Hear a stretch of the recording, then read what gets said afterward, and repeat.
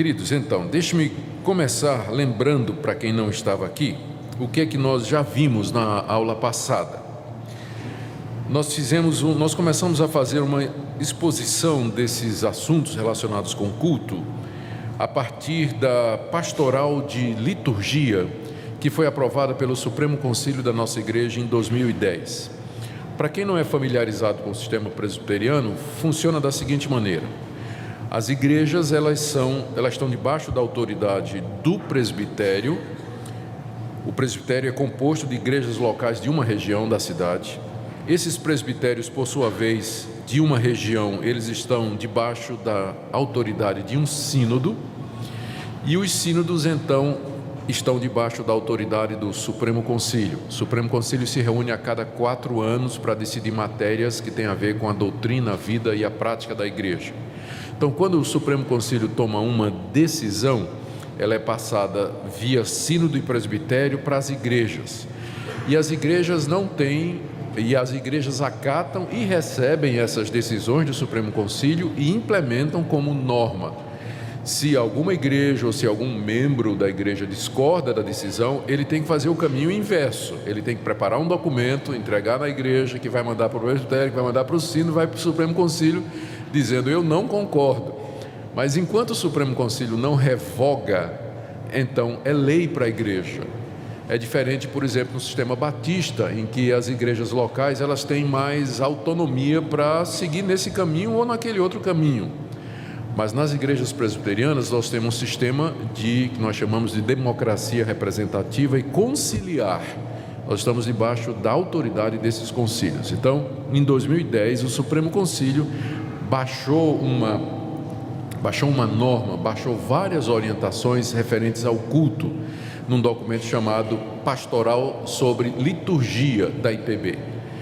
E esse documento está em vigor desde 2010 e ele serve de orientação para nós, de norma para nós, sobre como nós devemos nos conduzir no culto público, o culto que nós prestamos ao nosso Deus. E nós começamos, então, eu usei esse documento como base para falar sobre esse assunto. E no domingo passado, nós vimos os seguintes temas que são tratados na pastoral. Primeiro, que tem uma distinção entre minha vida como culto e o culto público a Deus.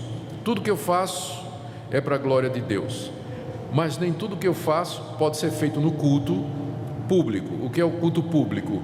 É o ajuntamento do povo de Deus que foi convocado para esse fim, sob a liderança de pessoas designadas para isso, em que nós nos engajamos no que chamamos de elementos de culto, aquelas atividades espirituais que adoram a Deus, glorificam a Deus, exaltam o seu nome e trazem edificação.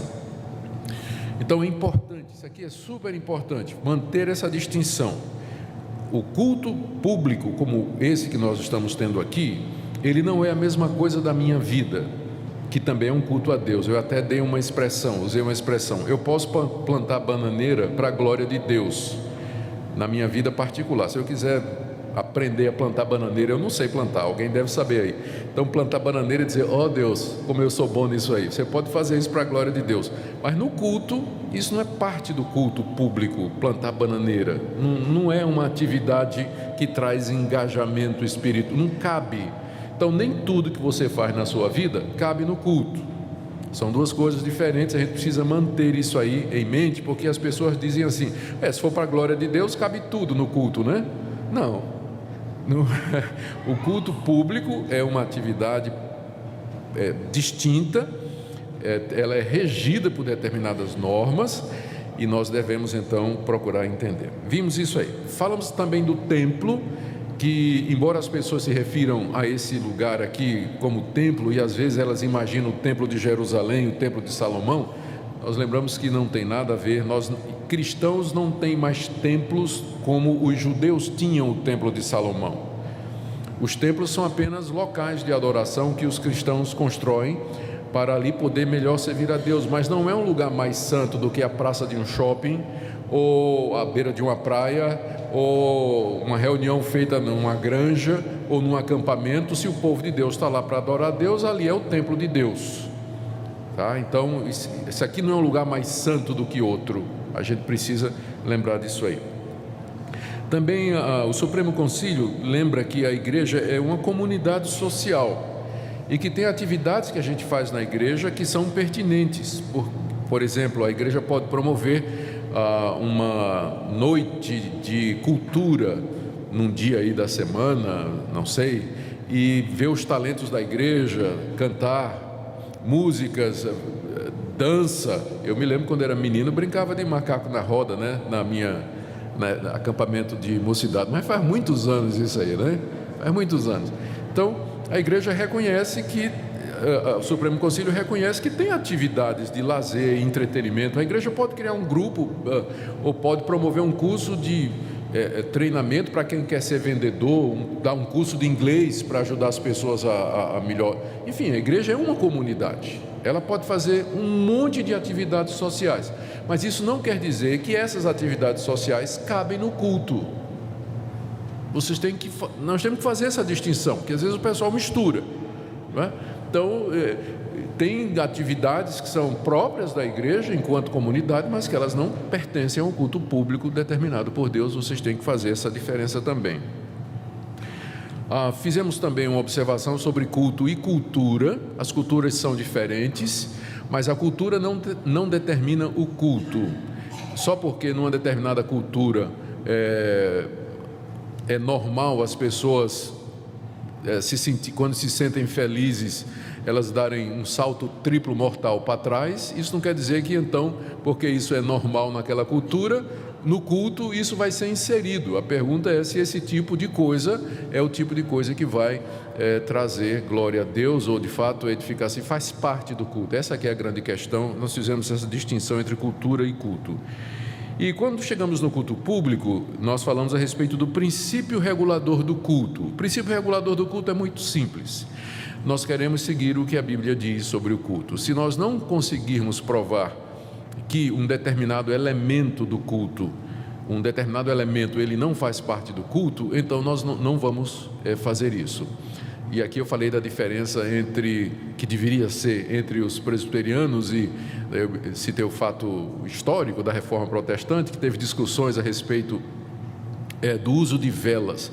O uso de velas não é diferente na época da Reforma, era diferente, por exemplo, da decoração, do uso de flores, porque tinha uma conotação religiosa. Eles acendiam vela como símbolo de um elemento religioso místico que havia no culto. Os reformadores queriam tirar isso aí, mas aí um grupo disse assim: mas onde é que a Bíblia proíbe usar vela no culto? E os reformadores responderam dizendo: mas onde é que a Bíblia manda usar como parte do culto? Vela. Então, se a Bíblia não manda, nós não vamos usar. Tá? Então, tem que ter a base bíblica para a gente inserir algum elemento espiritual no culto. Não é? A gente não pode adorar a Deus do jeito que a gente acha, ficar criando elementos de culto ou partes do culto. Tem que ser aquilo que a Escritura diz. Então, esse é o espírito presbiteriano reformado. O culto, ele tem que ser de acordo com a palavra de Deus. Mas aí, é claro, tem coisas no culto que a Bíblia não fala. Por exemplo, a decoração, uso de instrumentos, pode usar bateria ou não, piano ou não, regência ou não, pastor vem de paletó, pastor vem de toga, pastor vem de camisa, sem camisa não pode. Então, não é? Isso seria horrível também, sinceramente. Seria horroroso isso aí, ninguém ia prestar atenção no culto. Imagina eu e Beato. Não, vamos parar por aqui. Gente, então, essas coisas que são chamadas de circunstâncias do culto, elas ficam a critério do bom senso da igreja. Por exemplo, que hora começa o culto? A Bíblia não disse. Então, a igreja vai usar o bom senso. Fazer um culto às 5 horas da manhã no domingo é falta de senso, né? Se fizer às 11 também, porque meio-dia todo mundo quer estar almoçando. Então, é claro que o bom senso dita que no domingo de manhã, uma hora boa para o culto é aí alguma coisa entre 8h30 e 9h30 para começar. E, geralmente 9 horas é o horário adotado, mas a Bíblia não diz. A Bíblia não diz nem quantos cultos tem que ter no domingo. Tem igrejas que adotam 2 cultos, como é o caso das igrejas presbiterianas no Brasil, e tem igrejas que só tem um culto, como é o caso da igreja presbiteriana nos Estados Unidos. Geralmente tem o culto pela manhã, com o estudo bíblico, e no final da tarde, assim, eles têm classe de catecúmenos. Pronto, é um culto só por domingo. Eu fui pastor durante 7 anos da Igreja Evangélica Suíça de São Paulo, e ele tinha um culto só de manhã. Nada, ele não tinha mais nada durante a noite. Mas aí isso mudou, porque depois de mim veio outro pastor presbiteriano, e agora ela já tem 2 cultos, né? Então é um outro sistema. Mas a Bíblia não diz quantos cultos no domingo, é uma decisão da igreja, quantos cultos ela vai oferecer e vai convocar os membros da igreja. Então são chamadas circunstâncias de culto, que a gente então fica livre, usando os princípios gerais da Bíblia e o bom senso para estabelecer, para que o culto a Deus seja agradável e proveitoso. Então, foi isso que a gente viu no domingo passado. Deixa eu correr aqui, porque a aula de hoje é maior, tem mais material do que a do domingo passado, não sei nem se vai terminar. Um outro assunto que se tratou na pastoral foi algumas atividades no culto que começaram a causar polêmica dentro da nossa igreja, ou foram alvo de controvérsia em anos recentes. Grupos dentro da igreja presbiteriana enviaram documentos ao Supremo Concílio questionando a participação de corais no culto, já que não via base para isso, uso de instrumentos musicais, cantarinos e cânticos quando devia cantar só salmos, e mulheres cristãs no culto público. Segundo esse grupo, elas não podem nem ler a Bíblia e nem orar no culto. Então, o máximo que a mulher poderia fazer é a oração silenciosa, né, durante o culto. Então, tem um grupo pequeno na nossa igreja, mas muito influente, que mandou documentos ao Supremo Concílio querendo... O que eles queriam é que a mulher não participasse do culto, porque participar do culto estaria liderando, que não tivesse coral, que cantasse salmos a capela, sem instrumentos musical, e... basicamente isso aí. O Supremo Concílio discutiu o assunto e resolveu que a proibir essas coisas não tem amparo na Bíblia e nem nos símbolos de fé da igreja. E que, portanto, o cântico coral, acompanhamento instrumental, os hinos e os cânticos, bem como a participação das mulheres nas orações e leitura da palavra, pode fazer parte, sim, da liturgia presbiteriana. Então, já tem uma posição da igreja com relação a essa questão. Eu sei que vai ter gente sempre questionando, mas a posição da igreja presbiteriana é essa: coral, instrumentos musicais, bandas, grupos de música, o envolvimento das mulheres no culto público, isso tudo, sim, faz parte da liturgia que nós entendemos, é a liturgia da palavra de Deus. Outra questão que foi... Vocês vão anotando aí as perguntas, tá, gente? Porque no final nós vamos dar oportunidade aí para vocês fazerem a pergunta, por escrito e oralmente. Nós também, algumas pessoas levantam a questão de que o culto mudou durante os anos e que a igreja precisa estar sensível a isso, e que o culto tem que mudar porque os tempos mudaram. É verdade, ao longo da história das igrejas presbiterianas e reformadas, determinadas mudanças foram feitas, e algumas delas levaram tempo para serem implementadas, e não foi sem briga. Por exemplo, instrumentos, o piano, quando o piano foi incluído a primeira vez no culto, gente, deu briga, né? Deu briga. Depois, né, o violão, isso aí já foi na minha época, né? Tocar violão no culto, isso era mundano.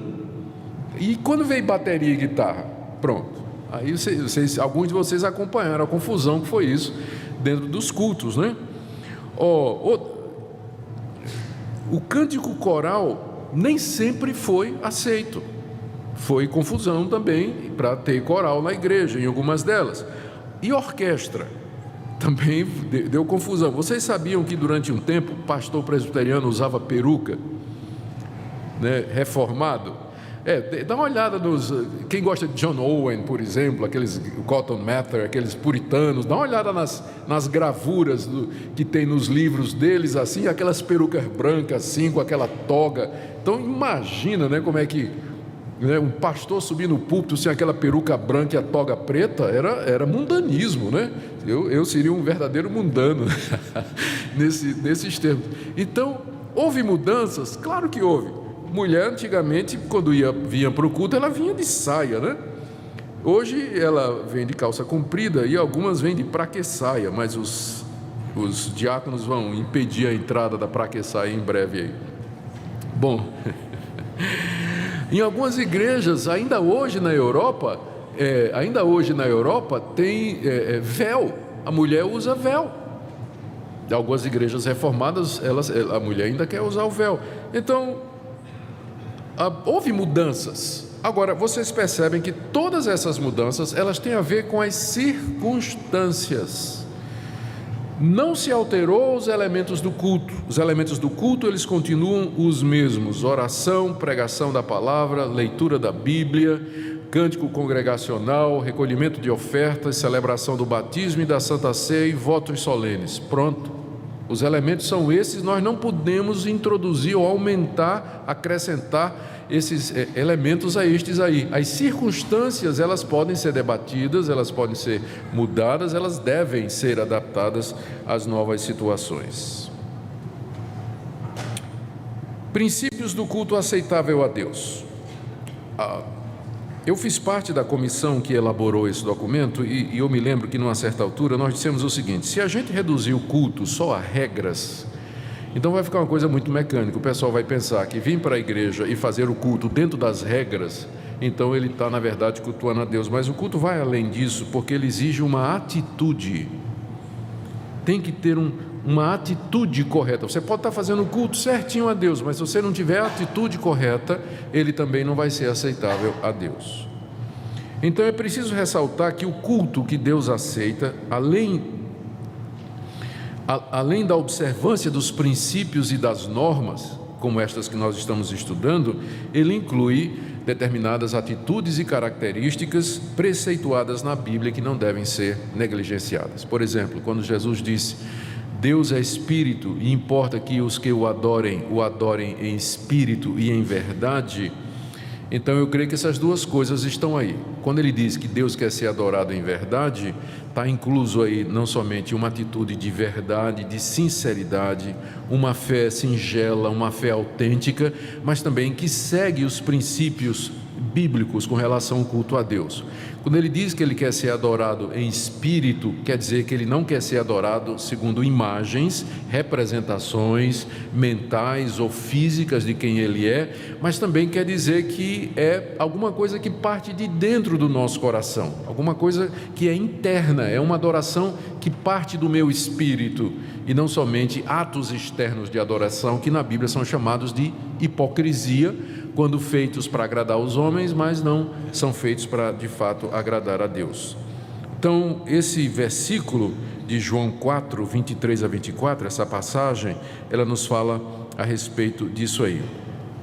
Além dessa adoração em espírito e em verdade, as Escrituras destacam que nós temos que adorar a Deus com sinceridade de coração, com humildade, com coração quebrantado, com uma santa alegria e gozo por estar na presença de Deus, vir ao culto para buscar edificação, instrução e reconhecer que Deus, Pai, Filho e Espírito Santo, Deus triuno, Ele é o centro do culto.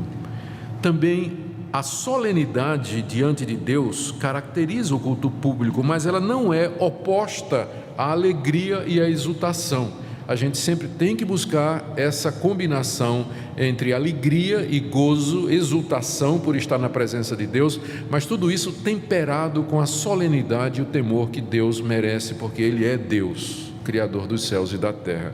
Alguns dizem: não, mas Ele é meu Pai. Sim, mas teu Pai é o Criador do mundo, não é? Tem que lembrar disso, Ele é o Deus supremo. O fato de que Ele é o seu Pai não quer dizer para você, não quer dizer que você vai tratar Deus como você trata um ser humano, né? Deus é Deus, mesmo que Ele seja seu Pai. Então é alegria e solenidade, temor a Ele. É o culto de qualidade que Deus deseja.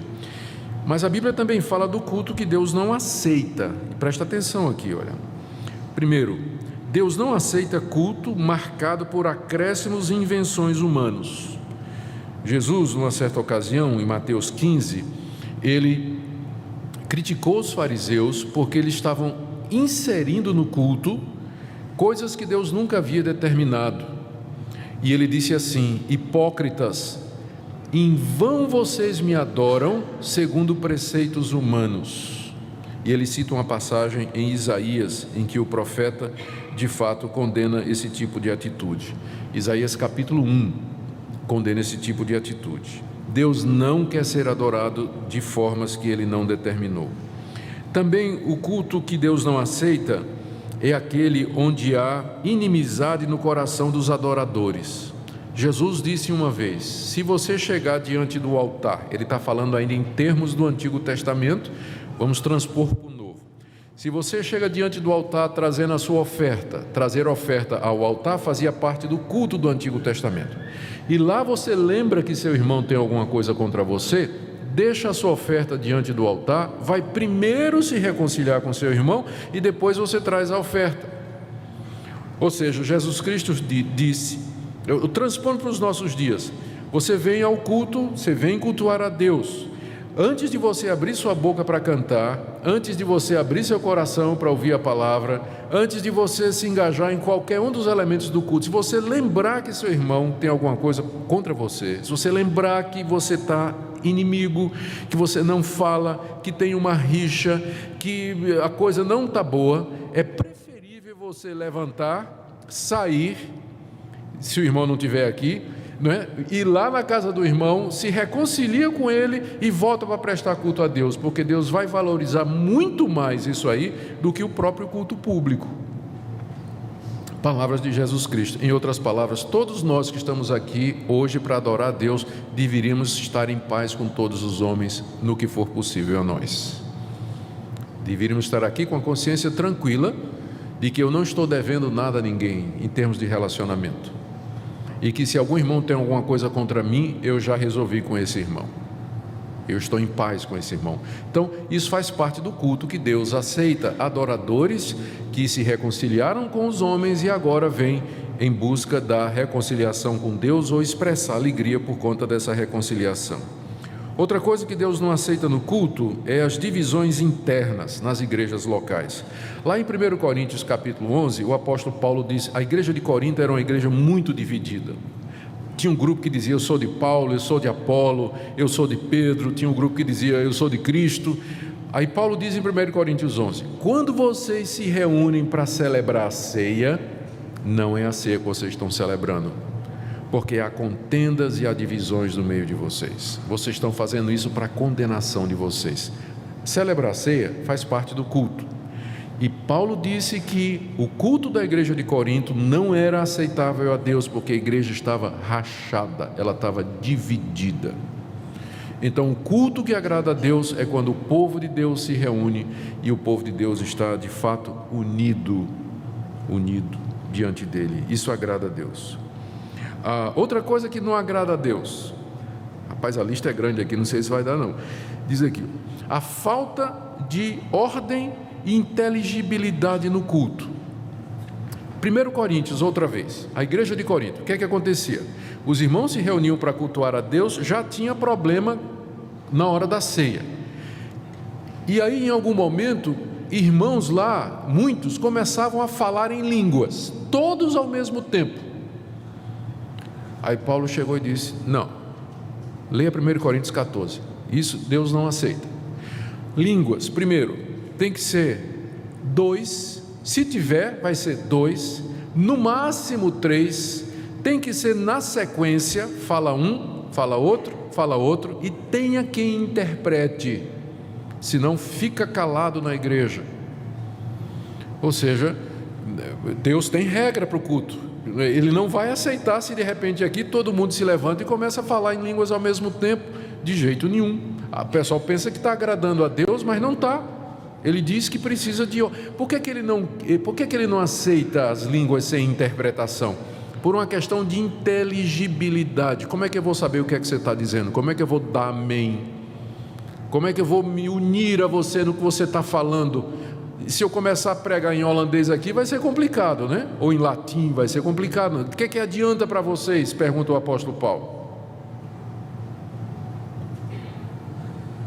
Então, tem que ser inteligível, as partes do culto, elas têm que ser inteligíveis. Por isso que os reformadores, quando eles assumiram as igrejas na reforma do século XVI, eles acabaram com a missa em latim. A missa era em latim, e ninguém falava latim, nem o padre que rezava a missa sabia latim, ele fazia decorado. O que adianta? Então os reformadores acabaram com a missa em latim, e é o mesmo princípio hoje. Por que não tem línguas na igreja presbiteriana? Agora você já sabe a resposta. Porque no culto público tem que ser coisas que edificam a igreja, e para edificar a igreja eu tenho que entender o que está sendo dito. Tem que entender o que está sendo dito, certo? Por isso que a gente, via de regra, não tem. Se tiver, tem que ser de acordo com o que diz 1 Coríntios 14, segundo a palavra de Deus nos orienta. Outra coisa que Deus não aceita é a vida imoral do povo e dos seus líderes. Lá em Malaquias, capítulo 2, o profeta denuncia os sacerdotes que ministravam o culto ao povo de Deus por causa da vida irregular e imoral deles. Deus não estava aceitando não, e o povo ia na mesma direção. Servir a Deus de maneira displicente, está lá em Isaías 58, de 1 a 10, Miqueias 6, de 6 a 8... Todas essas passagens nos mostram que Deus zela pelo seu culto e que Ele quer que nós façamos isso de uma maneira dedicada, uma maneira que de fato agrade o seu coração. Então, esse foi outro ponto. O próximo ponto com relação ao culto, que foi no documento que vem do Supremo Concílio, é a responsabilidade pela condução do culto. Embora todos os adoradores, todos vocês, sejam responsáveis para que o culto a Deus seja oferecido de uma maneira que Ele aceite, mas a responsabilidade da condução é do pastor da igreja local, de quem a liturgia do culto é função privativa. A Constituição da Igreja Presbiteriana do Brasil, ela diz que a liturgia é do pastor, é responsabilidade do pastor. Ele elabora a liturgia e ele conduz a liturgia. Ele pode convidar alguém para administrar a liturgia, ele pode atribuir a pessoas que ele queira a elaboração de um ou outro ponto da liturgia, mas a responsabilidade da liturgia é do pastor da igreja local. Por isso os pastores têm que zelar para que o culto seja de acordo com os princípios bíblicos. Se o culto de uma igreja vai mal, a culpa é do pastor. Se ele não doutrinou, se ele não ensinou a igreja, a responsabilidade é do pastor. Ele que tem que fazer isso. Mas isso não quer dizer que o pastor é livre para inventar elementos de culto ou conduzir o culto público do jeito que o pastor quiser. Isso estava sendo usado. Gente, eu vi isso em reunião de Supremo Concílio, de sínodo, pastor dizendo assim: mas a Constituição diz que a liturgia é do pastor, então se eu quiser botar dança, escola de samba, carro alegórico, se eu quiser botar isso no culto, eu posso, porque a responsabilidade é do pastor. Ao Supremo Concílio disse: não é bem assim não, você é responsável para conduzir a liturgia, mas você não pode inventar culto. E aí o Supremo Concílio tomou duas decisões. Uma, que dá aos presbitérios o direito de interferir na igreja local se o culto estiver em desacordo com a palavra de Deus. E segundo, recomendação aos conselhos para que não é que vigiem o pastor, mas que acompanhem o pastor, para que o pastor não promova cultos que não, atenção senhores presbíteros, não é? Para que não promova culto que esteja fora dos padrões da igreja presbiteriana e da palavra de Deus. Então, embora a responsabilidade de fato é do pastor, mas ele não é autônomo para ele fazer o que ele quiser, porque a igreja tem normas, a igreja segue princípios da palavra de Deus, e o pastor tem mais é que seguir nessa linha e direção. Diante da seriedade desse assunto, eu acho muito errado quando o pastor simplesmente chama um moço, uma moça, um pessoal que é bom de música e tudo mais, diz o seguinte: prepara o culto e você dirige. O pastor só sabe o que está acontecendo domingo. Ele entrega o culto na mão do grupo de louvor. Já viu igreja onde tem isso? O grupo de louvor dirige o culto todo. são irmãos bem intencionados, mas não têm formação teológica, não têm preparo, desconhecem às vezes até a pastoral de liturgia da igreja, não sabe o que é, desconhece a constituição da igreja, um monte de coisa, e você ouve muita bobajada, especialmente entre um cântico e outro, em que o dirigente de louvor tenta assim trazer aquele sermonete, sabe como é? Que sempre é a mesma coisa, não é bom não. Então, o pastor, ele tem que conduzir o culto, ele é responsável pelo culto. Se der errado, vocês têm que cobrar do pastor, tá certo? Alguma coisa no culto, pode vir em cima, porque o pastor deveria saber, ele deveria estar acompanhando, e ele é, enfim, o responsável na igreja presbiteriana pelo bom andamento do culto. Mas isso é tranquilo, porque agora nós vamos entrar na questão da dança. Seguindo aquela frase que a gente ouve muito, Davi dançou, eu também quero dançar. Pô, gente, Davi fez um monte de coisa. Bom, vamos tratar agora dessa questão de expressões corporais no culto. Algumas expressões corporais, elas têm lugar no culto público, sim. Ninguém espera que que numa atividade altamente espiritual, emocional, como é adorar a Deus, que as pessoas ficam todas sentadinhas assim, não é? No culto, ninguém espera esse tipo de coisa. Nós encontramos na Bíblia exemplos de expressões corporais como uma maneira de expressar os sentimentos que passam no coração da comunidade enquanto ela adora. Veja só. O que nós estamos falando aqui é expressões corporais no culto público. O que você faz no seu culto, entre você e Deus, no seu quarto, é problema seu. Se você vai adorar Ele, se você vai... a postura que você vai tomar é sua. Mas estou falando no culto público, tá? A questão das expressões corporais no culto público. No Antigo Testamento, você tem exemplos de, no culto, gente levantando as mãos e olhando para os céus enquanto ora. O exemplo mais conhecido é primeiro livro dos Reis, capítulo 8, verso 54. No culto de inauguração do templo, Salomão, diante do povo, ele se ajoelha, ele faz as três coisas ao mesmo tempo. Ele se ajoelha, olha para o céu e levanta as mãos e adora a Deus, ora a Deus dessa maneira. Então, só para vocês terem uma ideia, isso de fechar os olhos e baixar a cabeça é invenção moderna. Vamos orar, irmão, todo mundo de cabeça baixa e olho fechado. Mas você não vai encontrar muito na Bíblia isso não. Ou na Bíblia, o crente do Antigo Testamento, ele orava assim, ó. Então, é uma convenção nossa. Tá certo? É uma convenção nossa fechar os olhos e baixar a cabeça. Ela tem um sentido? Tem. Fecha os olhos para quê? Para se concentrar, né? E baixa a cabeça em sinal de respeito e adoração diante de Deus. Mas isso aqui também, ela expressa o quê? Adoração, reconheço que tu és Deus, estou olhando para o céu porque é o lugar da tua habitação.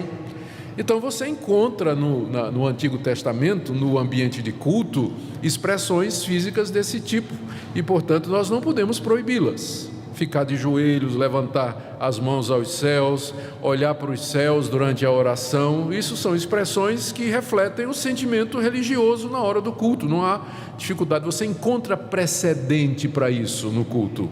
No Novo Testamento, Paulo fala que ele quer que os homens orem em todo lugar, levantando mãos santas, sem iras e sem contenda. Pode ser simbólico, mas pelo menos é um símbolo que Paulo aprova. Então, está aí. Há expressões corporais no culto, há momentos de quebrantamento que a igreja pode se ajoelhar, a igreja pode levantar as mãos para o céu, pode olhar para os céus. Então tem precedentes, não tem nada contra isso, a palavra de Deus dá exemplos disso aí. Agora, a questão é quando a gente mistura algumas coisas. A Bíblia também nos dá exemplos de expressões de natureza religiosa através do corpo, embora não no contexto de culto.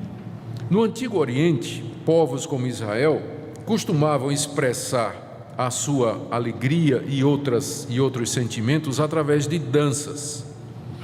As danças são mencionadas mais de 25 vezes na Bíblia, em contexto de festa popular, Juízes capítulo 21, Cantares capítulo 6, Mateus capítulo 11, Lucas capítulo 7, Lucas capítulo 15. Danças eram feitas por ocasião de vitórias militares, Êxodo capítulo 15, Josué capítulo 11, 1 Samuel 18, 2 Samuel 6, 1 livro das Crônicas 15, Jeremias 31, Lamentação 5. As danças eram feitas como expressão de exultação religiosa, Salmo 150, mas também a Bíblia menciona que os pagãos dançavam no culto deles, Êxodo 32, Marcos capítulo 6, a dança também fazia parte lá das expressões pagãs.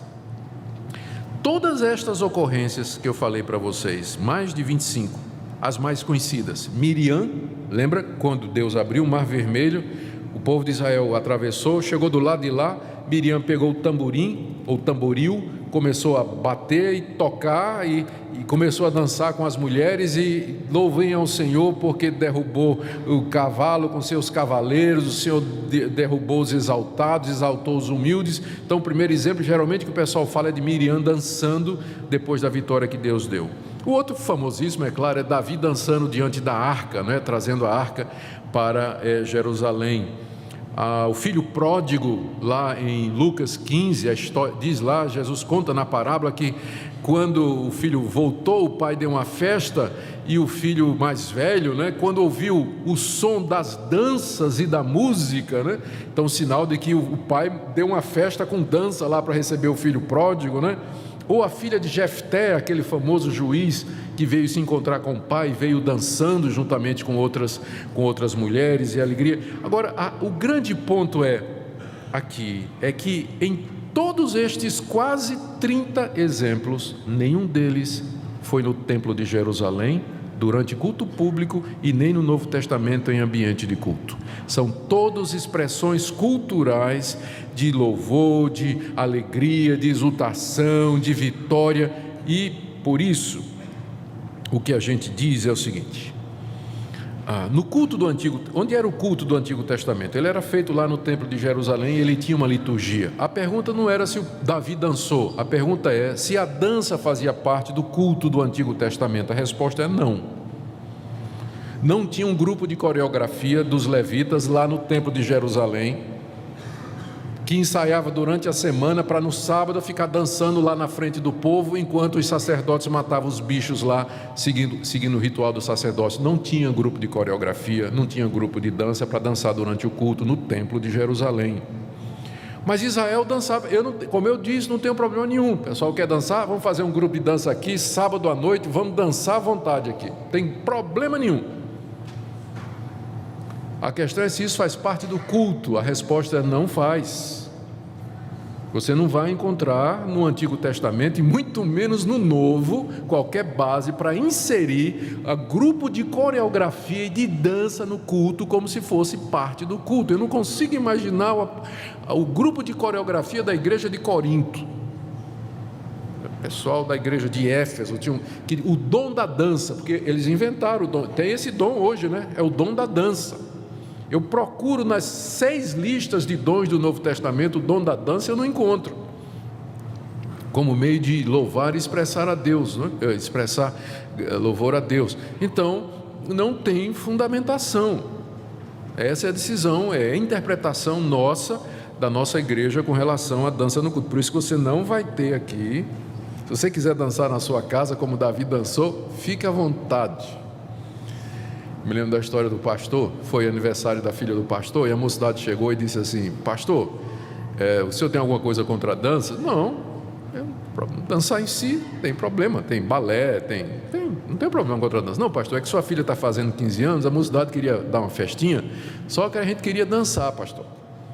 Aí o pastor disse assim: não tem problema nenhum, é uma dança assim, pura, de alegria. Pastor, imagina. Então faz o seguinte: as mulheres dançam de um lado e os homens dançam no outro, pode ser? A mocidade cancelou a festa.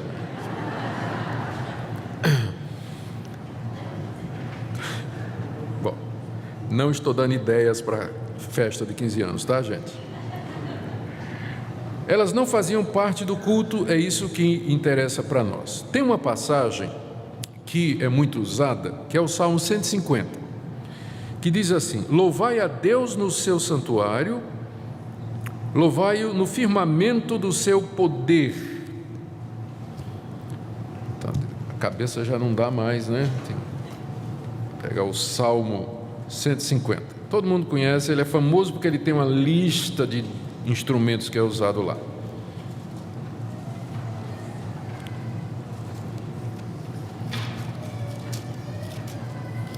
Aqui, ó. Aleluia, louvai a Deus no seu santuário, louvai-o no firmamento, obra do seu poder. Louvai-o pelos seus poderosos feitos, louvai-o consoante a sua muita grandeza. Louvai-o ao som da trombeta, louvai-o com saltério e com harpa, louvai-o com adufes e danças, louvai-o com instrumentos de cordas e com flautas. Louvai-o com símbolos sonoros, louvai-o com símbolos retumbantes, todo ser que respira, louve ao Senhor, aleluia. Esse salmo ele é usado geralmente para dizer, a Bíblia está mandando louvar a Deus com danças. A pergunta é, se o que está sendo, essa atividade que está sendo descrita aqui no Salmo 150 é um culto público. Resposta do pessoal, claro, porque o verso 1 diz assim: louvai a Deus no seu santuário, louvai-o com danças, não é? Bem, é nessas horas que eu me lembro de como valeram as aulas que eu tive com o professor Henrique Neumann, que foi meu professor de hebraico. Tem até uma história lá, que ele ficou muito triste uma vez, que terminado o curso de hebraico, ele foi visitar um dia ele foi visitar um pastor que tinha sido aluno dele, que tinha feito hebraico com ele. Aí ele perguntou para o pastor, e você, ele era alemão, né? Ele disse: você ainda usa o hebraico que você aprendeu no seminário? Ele disse: pastor, todo dia eu uso a Bíblia hebraica, que é dessa grossura. E o Hans Neumann, na saída, descobriu como é que ele usava a Bíblia hebraica, para segurar a porta, para não bater com o vento, né? Ele contava essa história, ficava brabo com isso aí. As aulas de hebraico. Em hebraico você tem o que a gente chama de paralelismo, é típico da língua hebraica. Para você reforçar uma coisa, você diz a mesma coisa duas vezes com outras palavras. Por exemplo, eu gosto de ir à igreja, a igreja eu vou com alegria. Ele não está dizendo duas coisas diferentes, ele está dizendo a mesma coisa duas vezes. Então, os termos da primeira frase correspondem aos termos da segunda frase. Isso se chama paralelismo hebraico. Então, qual é o paralelo? No verso 1, louvai a Deus no seu santuário, louvai-o no firmamento, obra do seu poder. Pegando essa figura, essa característica da língua hebraica, o santuário aqui é o firmamento. É onde é o santuário de Deus, é o verdadeiro santuário onde Deus habita. Deixa eu dar outros exemplos aqui. Salmo 11, verso 4. O Senhor está no seu santo templo, nos céus tem o Senhor o seu trono. Qual é no paralelo, qual é o equivalente ao templo? Os céus. O Salmo 102, verso 20. O Senhor observa do alto do seu santuário, lá do céu ele olha para toda a terra. Está dizendo a mesma coisa, que Deus lá do céu está olhando para a humanidade. Então, nesses paralelos, santuário e céu é a mesma coisa. O Salmo 150 está simplesmente dizendo o seguinte: que a criação toda louve a Deus no seu santuário, ele habita nos céus, de lá ele olha os filhos dos homens. Daí você transportar o Salmo 150 e dizer que está se referindo a um culto no templo de Jerusalém, vai uma longa distância. Terminando essa parte de dança, então, o que o Supremo Concílio entendeu, fazendo a exegese dos textos, é que não há base bíblica para justificar práticas como dança durante o louvor por parte da congregação, criação do grupo de dança litúrgica para realizar coreografia durante o culto, o dom da dança santa, a organização de ministérios de dança litúrgica nas igrejas. No caso, aí perguntaram, e no departamento infantil? ali não se configura, né? Porque a gente, no departamento infantil, tem muita coisa, né? Trenzinho de Jesus e muitas coisas aí que a gente faz com a criançada, a gente aprendeu quando era pequeno também. Ali não é culto público, ali é didático. Nós dissemos que não tem. A dificuldade aqui é com o culto. Então, não tem problema nenhum com isso. Então, eu vou só terminar essa parte lendo a decisão do Supremo Concílio. Teve uma decisão em 2007 e uma em 2008. 2007 dizendo: é inconveniente toda forma que distancie os adoradores dos princípios do culto. E entre estas formas inconvenientes, já declaradas pelo Supremo Concílio 98, encontra práticas como danças litúrgicas e coreografias. Então, 1998, 2007 e agora 2008. Em 2008, o Supremo Concílio considera inconveniente nos cultos a prática de dança litúrgica e coreografia. Então, mesmo que eu quisesse, eu não posso, porque o Supremo Concílio proíbe. E proíbe, eu vejo, corretamente, porque não tem fundamentação bíblica para isso. A pergunta é: de que maneira a dança contribuiria para que o povo de Deus compreendesse melhor a sua palavra, distraia a atenção das pessoas, introduz elementos estranhos ao culto? Então, não. Quer dançar? Vamos criar um grupo de dança na igreja, sábado à noite, a gente faz um festival, faz uma programação, não tem problema nenhum, né? A igreja é uma comunidade social, ela pode fazer um grupo de chachado, né? Ou sei lá o que, vamos se reunir no sábado à noite, aí, qual a dificuldade? Eu não vejo nenhuma, mas no culto não tem base para isso de jeito nenhum. No caso das fortes expressões corporais, seria, por exemplo, a ginga, meneio, balanço, tal. O Supremo Concílio diz: cabe aos pastores e conselhos instruírem, orientarem a igreja quanto à natureza do culto a Deus e do potencial que os movimentos corpóreos têm para provocar a sensualidade e afastar a mente e o coração do propósito central a Deus. Eu não vejo problema, não é, você bater palma, acompanhar um cântico. Tem gente que não consegue ficar parada mesmo, né? Fica se mexendo durante o cântico. Eu não estou vendo dificuldade para isso. Mas eu estou vendo dificuldade quando o pessoal começa a rebolar, né? Quando começa a rebolar durante o culto, então, né, aí é diferente, porque o irmãozinho que está atrás, ele está tentando com todas as forças se concentrar para louvar a Deus, mas o rebolado não deixa, né? O rebolado não deixa. Então, irmãs, por gentileza, pensem nos irmãozinhos tentando se concentrar para louvar a Deus. Então, o culto dele depende de você, tá? O culto dele vai depender de você. Pense nisso. O culto é público, é corporativo. Você não está sozinha em casa. Você está num ambiente público onde as pessoas estão vendo você. Então não é assim do tipo: eu estou aqui, vou fazer o que eu quiser. Não. Você está num culto público, corporativo. Pensa nisso. Certo? Palmas. Aqui não teve dificuldade nenhuma. O Supremo Concílio entende que isso é uma questão que compete aos conselhos da igreja. O conselho pode autorizar ou não palmas, não tem como lidar isso biblicamente. Teve um sínodo, teve um presbitério em São Paulo que ele proibiu que as igrejas sob sua jurisdição batessem palma, e o Supremo Concílio reconheceu a autoridade do presbitério para fazer isso. Então o nosso não proíbe, e o conselho da igreja também não, e eu acho também, não vejo problema nenhum com as palmas, não é? Apenas lembrando o seguinte: palma não é sinal de espiritualidade.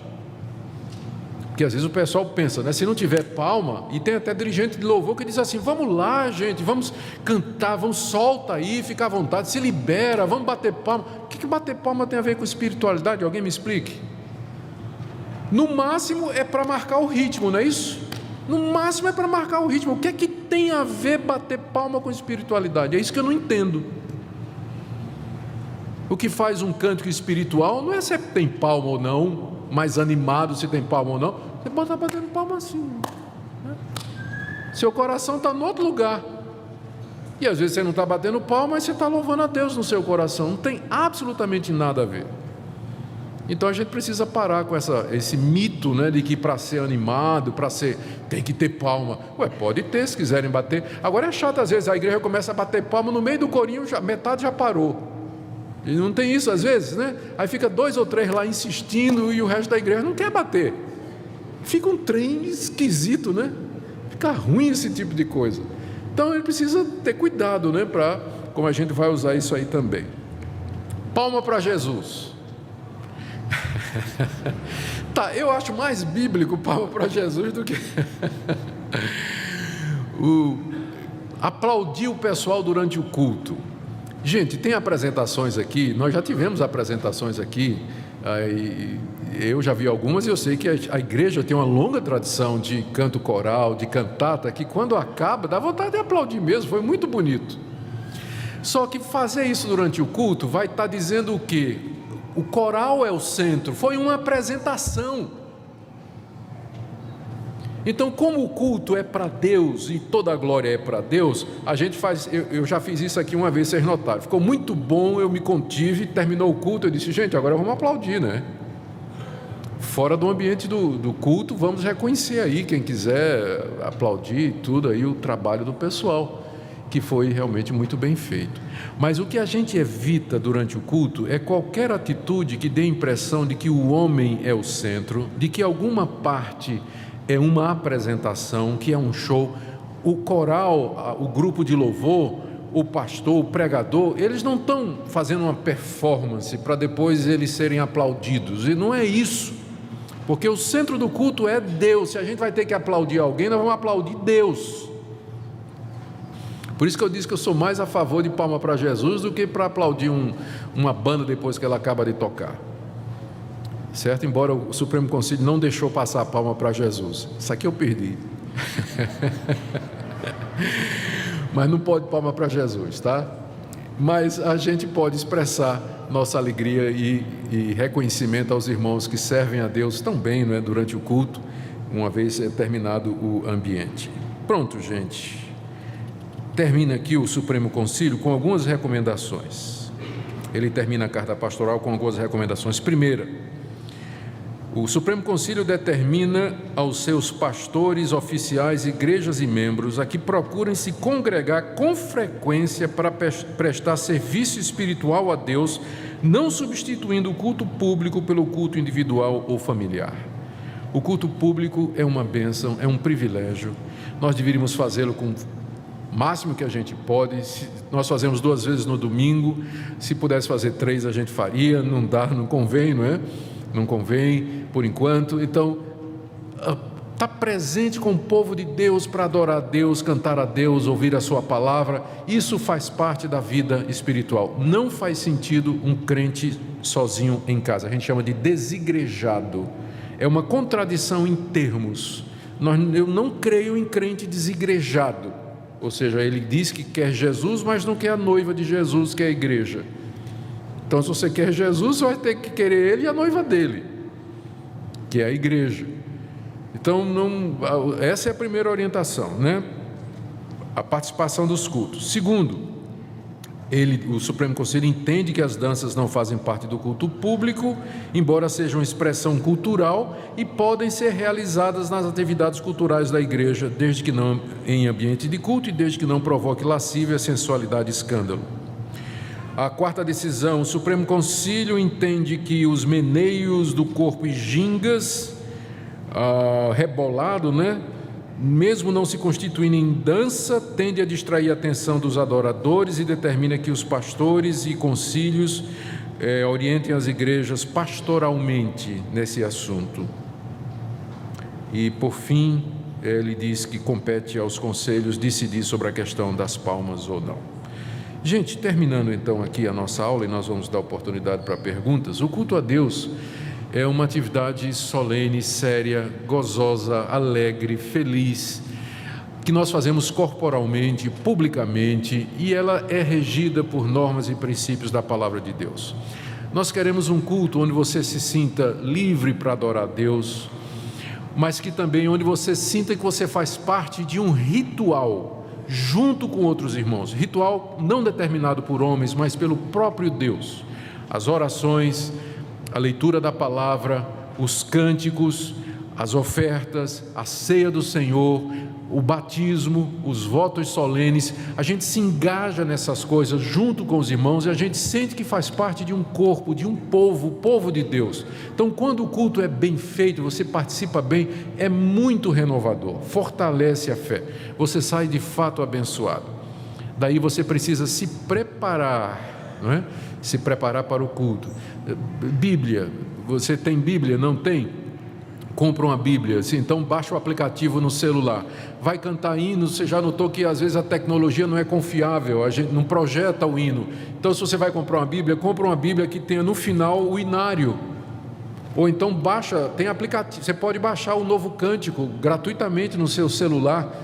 Tenha sempre os hinos, a Bíblia disponível para você acompanhar e participar do culto. Quando alguém está orando, ora com aquela pessoa. Quando a palavra está sendo pregada, vai abrindo a Bíblia e conferindo se o pregador está ensinando a palavra de Deus, vai pedindo que Deus fale ao seu coração. Na hora das ofertas, contribua com generosidade, com alegria, com gratidão a Deus. Então, se nós fizermos isso, gente, é muito compensador, vale a pena. A gente sai preparado, né, carregado para a semana de trabalho, de dificuldades que a gente vai encontrar. Esse tempo com o povo de Deus é muito bom e proveitoso e maravilhoso. Amém?